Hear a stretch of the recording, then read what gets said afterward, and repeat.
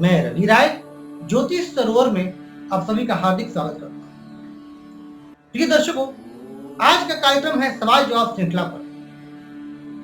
7 दर्शकों का चुनाव हुआ है जिनका उत्तर आज की वीडियो में दिया जाएगा और 5 दर्शक ऐसे हैं जिनके प्रश्न का उत्तर सवाल जवाब श्रृंखला के अंतर्गत आने वाले अगले वीडियो में दिया जाएगा और अगला वीडियो भी जल्द ही आएगा, इसलिए आप बिल्कुल परेशान न होइए।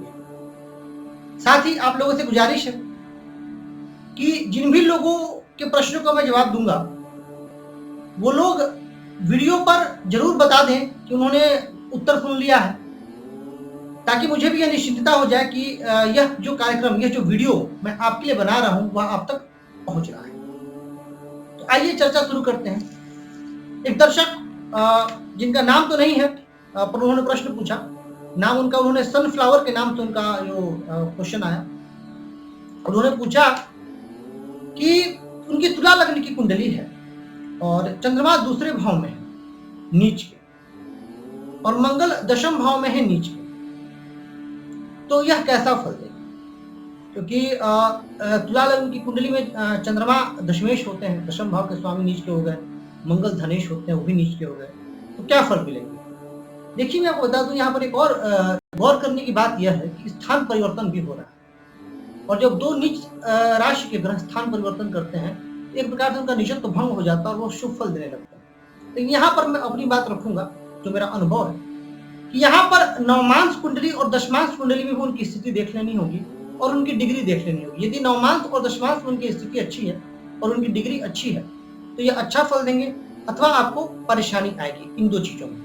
धन संबंधी मामलों में दिक्कतों का सामना करना पड़ेगा और दशम यानी नौकरी और व्यवसाय में भी आपको परेशानी आएगी यदि दोनों ग्रह कमजोर हो। यदि बल अच्छा हुआ, नवमांश में स्थिति अच्छी हुई तो आपको अच्छा फल मिलेगा। आगे चलते हैं, एक दूसरा प्रश्न लेते हैं। दर्शक है धर्मेंद्र जी, इन्होंने पूछा है, इनकी भी तुला लग्न की ही जन्म कुंडली है, कि तुला लग्न में लग्नेश शुक्र चतुर्थ भाव में है, कैसा फल देंगे? देखिए, लग्नेश का चतुर्थ भाव में जाना यह श्रेष्ठ। यदि लग्नेश कहीं भी बैठे जन्म कुंडली में तो उस भाव की वृद्धि करते हैं। तुला लग्न में तो शुक्र खुद लग्नेश है। यदि डिग्री वाइज कमजोर है तो परेशानी है और यदि नवमांश और दशमांश में इनकी स्थिति खराब हो तो परेशानी। अन्यथा ये शुक्र आपको अच्छा फल देंगे और वहां चूंकि बैठे तो शनि की स्थिति भी विचारणीय हो जाएगी कि शनि की स्थिति कैसी है। अगर शनि की भी स्थिति अच्छी है तो निसंदेह शुक्र की महादशा के लिए अच्छी होगी और वैसे भी चतुर्थ स्थान में शुक्र को डायरेक्शनल स्ट्रेंथ प्राप्त होता है और शुक्र यहाँ अच्छा फल देते हैं, तो आपके लिए शुभ है। हो सके तो मां भगवती की आराधना करें, आपको और लाभ मिलेगा। आगे चलते हैं, अगले दर्शक हैं रवि रंजन जी। रवि रंजन जी की कुंडली में शश योग है और इनका मानना है कि शश योग का फल नहीं मिल पा रहा है। तो जो रवि रंजन जी की कुंडली है यह है कर्क लग्न की और कर्क लग्न की कुंडली में शनि विराजमान है चतुर्थ स्थान में तुला राशि पर। देखिए, आपने सिर्फ इतना बताया है कि मुझे शुभ फलों की प्राप्ति नहीं हो रही है, बाकी आपका कुंडली से संबंधित कोई भी डिटेल मुझे नहीं बताई। अब इसमें जो शशयोग बन रहा है उसका शुभ फल नहीं मिलने का कुछ कारण हो सकता है। आप अपनी जन्म कुंडली में शनि की डिग्री देखिए कि शनि किस डिग्री पर स्थित है और शनि की नवमांश में स्थिति देखिए, साथ ही शनि और किन किन ग्रहों के प्रभाव में है, उन पर कितने ग्रहों का प्रभाव है और साथ ही चूंकि लग्न कर्क लग्न की कुंडली है तो लग्नेश चंद्रमा की स्थिति है। इन सब पहलुओं पर विचार करने के बाद ही हम किसी निष्कर्ष पर आ सकते हैं कि आपको पूर्ण रूप से शश महापुरुष योग का लाभ मिल पाएगा कि नहीं मिल पाएगा। ये चीज आप देखिए, इसके बाद आप विचार कीजिए। आगे बढ़ते हैं, जो अगले दर्शक हैं सार्थक। सार्थक जी का प्रश्न है कि क्या मैं सफल फिजिशियन बन पाऊंगा कि नहीं? आपने अपना डेट ऑफ बर्थ और टाइम सारी डिटेल्स भेजी आपने, ये अच्छा लगा मुझे, आपका प्रश्न पूछने का तरीका अच्छा है। सार्थक जी, देखिए, धनु लग्न की आपकी जन्म कुंडली और धन स्थान में सूर्य बुध केतु, तृतीय स्थान में शुक्र, चतुर्थ में स्वगृही गुरु मीन राशि पर, पंचम में नीच के शनि, अष्टम में राहु चंद्रमा और एकादश में मंगल। आपकी कुंडली बाकी कुछ मामलों में बहुत अच्छी है, पर आपकी जो मेन प्रश्न हम उस पर आ रहे हैं कि आपने पूछा है कि सफल फिजिशियन बन पाएंगे कि नहीं। तो देखिए, जो मैंने योग बताए थे उसमें से अधिकांश योग आपकी जन्म कुंडली में लग रहे हैं। शनि मंगल का संबंध है, गुरु भी अच्छी स्थिति में केंद्र में है, हंस योग का निर्माण कर रहे हैं, सूर्य बुध का भी युति हो रहा है।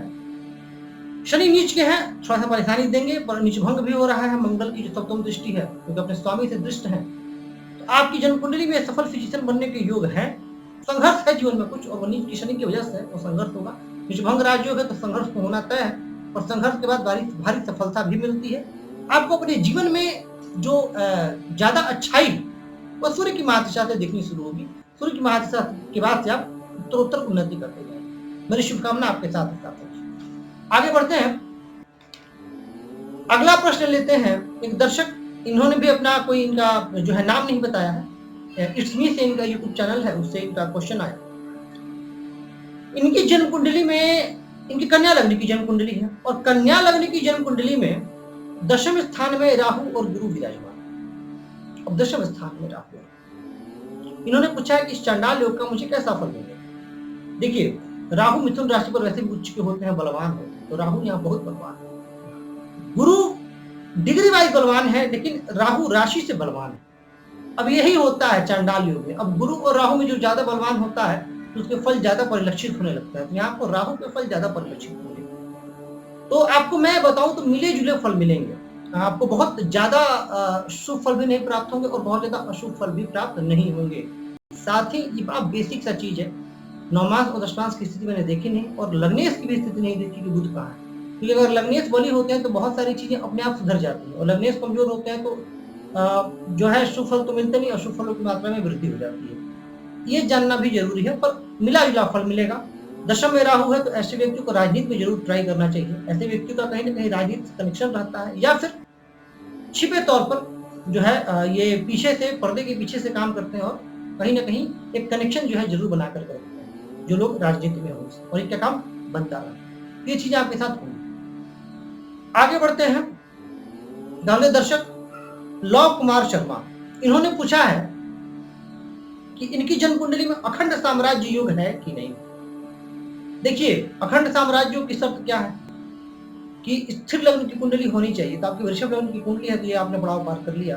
और दूसरी शर्त की गुरु की स्थिति अच्छी होनी चाहिए। तो गुरु आपका पंचम में है, अपने घर को देख रहे हैं, अपने भाव को देख रहे हैं, तो ये स्थिति भी अच्छी है, गुरु भी अच्छे हैं। दो पड़ाव आपने पार कर लिया अखंड साम्राज्य योग के। लेकिन आपकी जन्म कुंडली में धनेश और लाभेश ना तो लग्न से ही केंद्र में आ रहे हैं और ना ही चंद्रमा से ही केंद्र में आ रहे हैं, और भाग्येश, ये तीनों का है। तो भाग्येश तो चंद्रमा से केंद्र में हो गए हैं, लेकिन भाग्येश भी नीच के हैं। तो इस स्थिति की वजह से आपकी जन्म कुंडली में अखंड साम्राज्यों का निर्माण नहीं हो रहा है, परंतु उससे निराश नहीं होना। बाकी अच्छी चीजें भी आपकी जन्म कुंडली में, उनका लाभ आपको मिलेगा। आगे बढ़ते हैं, जो अगले दर्शक है वह है कुलदीप सिंह।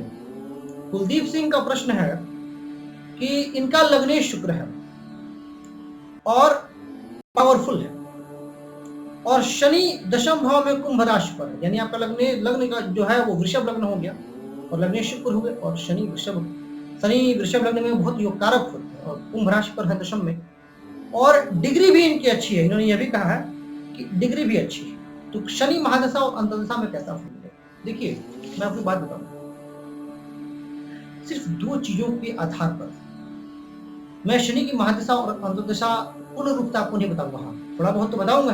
अब यहाँ पर जैसा आपने बताया वो देखने से तो लग रहा है कि शनि की महादशा और शनि की अंतर्दशा अत्यंत श्रेष्ठ जानी चाहिए, क्योंकि शश महापुरुष योग बन गया आपकी जन्म कुंडली में, और लग्नेश भी मजबूत है, अच्छा फल। लेकिन देखना यह भी आवश्यक है कि नवमांश कुंडली में शनि की स्थिति क्या है, दशमांश में उनकी स्थिति क्या है। ये दो चीजें, चंद्र लग्न से शनि कहाँ स्थित हो रहे हैं, और साथ ही एक चीज जो बहुत प्रैक्टिकल जो मैंने नोटिस की है इतनी कुंडलियों के अध्ययन और अवलोकन के बाद, कि शनि की महादशा में शुक्र की अंतर्दशा और शुक्र की महादशा में शनि की अंतर्दशा, ये बड़ा ही आश्चर्यजनक परिणाम देती है। कई मामलों में शुभ भी होती है और कई मामलों में अशुभ भी होती है। उदाहरण, राज कपूर जी की कुंडली में तुला लग्न की कुंडली थी, और शनि और शुक्र चतुर्थ भाव में स्थित थे। यानी तुला राशि पर शनि सस्योग और शुक्र वहां मालव योग। लेकिन जब शुक्र की महादशा में शनि का अंतर्दशा है तो उनको बहुत परेशानियां झेलनी पड़ी। तो ये एक चीज है, इसको भी ध्यान में रखना है।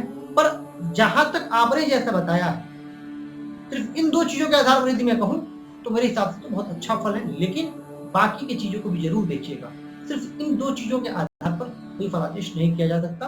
कुलदीप जी फिर भी शश योग बना है तो उसका लाभ आपको मिलेगा। सम्मानित व्यक्ति होंगे, प्रतिष्ठित व्यक्ति होंगे, महत्वाकांक्षी बहुत होंगे और समाज को कुछ दे करके जाना चाहते हैं। यहाँ आपके अंदर की इच्छा होगी, क्योंकि ये शनि यदि अच्छे प्रभाव में है, जिनकी भी शनि अच्छे प्रभाव में होते हैं उनके दिल में ये इच्छा होती है वो समाज को कुछ अच्छा दे करके जाए, कुछ ऐसा करके जाए जिससे उनका नाम जो है समाज में बना रहे, उनका नाम इज्जत और आदर के साथ दिया जाए। और ये आपके साथ भी होगा। मेरी शुभकामना भी आपके साथ है कि आप जीवन में तरक्की करें और खूब आगे बढ़े, खूब तरक्की करें। तो प्रिय दर्शकों, आज इन 7 दर्शकों का चुनाव हुआ, जरूर रिप्लाई करके बताइएगा। आगे जो 5 दर्शक जिनकी मैंने बात की थी कार्यक्रम की शुरुआत में, बहुत जल्द उनके लिए भी मैं वीडियो बनाऊंगा और उनके भी प्रश्नों का उत्तर दिया जाएगा। चैनल को खूब लाइक करें, सब्सक्राइब करें और शेयर करके हमें अपना प्यार देते रहें। आज के लिए बस इतना ही। नमस्कार।